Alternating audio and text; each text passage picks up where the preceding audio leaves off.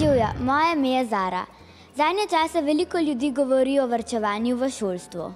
Moja učiteljica celo pravi, da njena služba visi na nitki. Se bo pouk za nas učence kaj spremenil?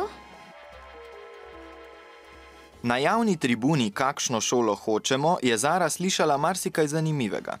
Odločila se je, da bo z vprašanji soočila učiteljico in enega od predlagateljev novega zakona.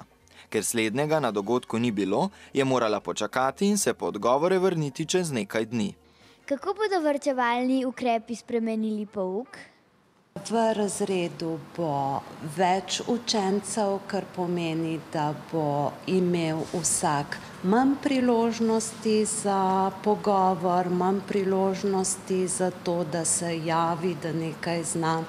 Pouk za učence ne bo čisto nič drugačen. Ali bo pouk slabši, ker bodo imeli učitelji več delovnih ur?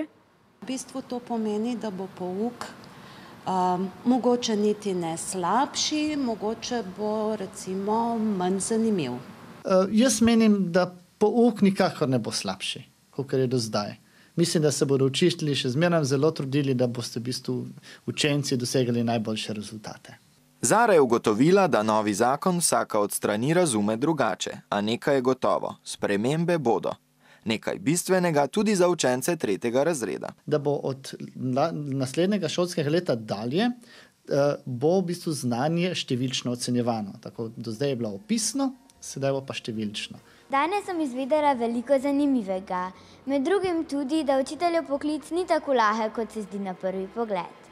Nasvidenje!